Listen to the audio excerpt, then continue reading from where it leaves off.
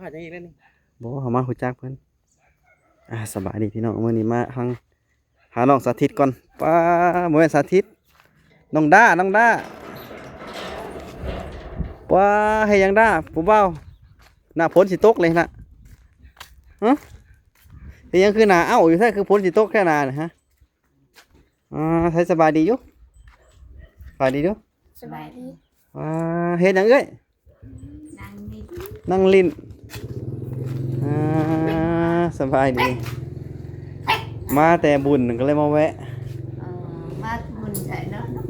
บุญบ้านนาคำเคยบุญหยังบุญบังไฟได้เอาเบียร์มากินบ่นี่บ่แล้วเบียร์มาแต่ไสอยากเบียร์ว้าวบ่แล้วเบิดแล้วบ่เบียร์โตเบิดแล้วบ่บ่จักมีแต่เหล้าแหละมีแต่เหล้าบ่เหล้าขาวเหล้าขาวเมืองคงบ่จักผู้ใดบ่มันอยู่ใส่นี่เฮียแล้วเต็งเฮ็ดแล้วมากินมื้อนะฮะเฮียก็กินข้าวแล้วเที่ยงแล้วบ่กินข้าวเที่ยงกินข้าวแกงเขียดน้อยนี่มื้ออื่นเพิ่นจะไปเอามึงเบียร์มาได้เด้อพี่สิถามไม่เฮ็ดหยังอยู่นี่ฮะป้าแต่โดนบ่ได้เห็นหน้าเป็นไดบ่พี่พี่มานั่งพี่นั่งนี่ล่ะตเฮ็ดหยังดูเฮ็ดหยังเฮียบ่สิบ่ได้เรียนหนังสือบ่มื้อนี้ออกแล้วบ่หนังสือน่ะบ่ได้ออกแล้วบ่เรียนน่ะบ่ย่าล่ะบ่ย่ายังเย็นตอนเช้าเฮ็ดตอนเช้าโดยแต่มื้อแลงบ่ได้เรียนบ่มื้อแลงตอนแรงบ่ได้เรียนมื้อแลงบ่ได้เรียนได้เรียนแต่ว่าบ่อยากไปแน่เยี่ยมบ่ได้ไปเพิ่นว่าเอานางไปไสซะนางอุ้มลูกเพิ่นป้อนเขาฝนก็สิตกซับโอ้อากาศก็ครึมๆบ่แป๊กก็สิตกก็บ่ตกฝนกันนะอากาศร้อนแฮงด้วยเนาะร้อนคู่ค่าแล้วบ่นั่นเสียน่ะเอ้าลูกแก้วเสียนะฮู้บ่บ่ฮู้บ่แต่โดนร้อนบ่มื้อซื่นมื้อนึงนั่นหาก็ไปส่งสการเพิ่นมื้อซื่นมื้อนึงแน่ถามโทรศัพท์อีกแล้วบ่น่ะเราเสียแล้วเสียได้ 2-3 มื้อเลยเด้ซื้อให้เฮาเด้อ2 มื้อซื้ออีกแล้วอยากได้ยังบ่ได้อยู่โทรศัพท์น่ะว้าวเอาเงินสิได้มาซื้อให้บัดนี้แต่ก็เอากันแล้วเอาละเงินกันนะ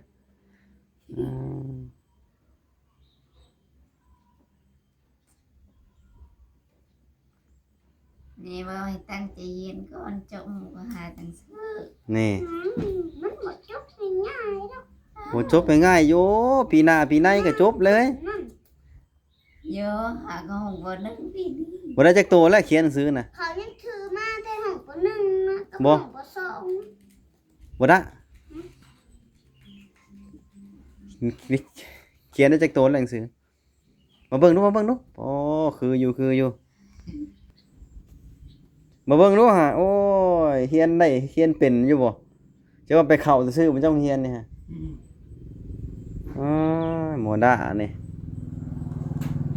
มาเบิ่งดูมาอ่านให้ฟังดูเป็นจังไดนั่งลงเขียนตรงไหนมีมั้ยพี่นั่งลงอันนี้โตไปซังนี่ฮะเบิ่งยังโตยังแน่นี่ฮะอีหยังน่ะคือหยังน่ะบ่ต้องถามหรอกถามหนังสือพี่นี่หยังน่ะฮะเขียนผิดนี่หยังนี่ฮะบ่จักวีซ่าบ่นี่นี่หยังน่ะฮะพี่เขียนคืออีหยังน่ะฮะกับตัวหนังสือบ่โอ้ตอนนี้จักโตแล้วหนังสือน่ะ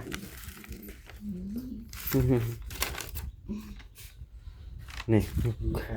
คนแปลกหน้าเนาะมาแล้วมาเฮาเนาะคนแปลกหน้า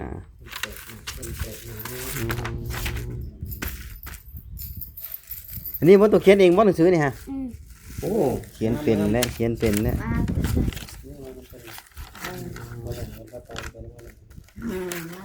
อันนี้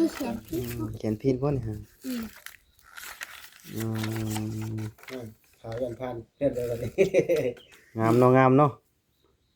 โอ้เขียนเป็นเนาะ เบิ่งในหน้ากระดาน เบิ่งในหน้ากระดานโอ้ โอ้สนาน ครู นะ เขียนให้แล้วก็เบิ่งในหน้ากระดานแล้วก็เขียน บ่อืมคักอยู่ซะเก่งแล้วซะตัวต้องอากาศร้อนแท้บัดนี้ฮะ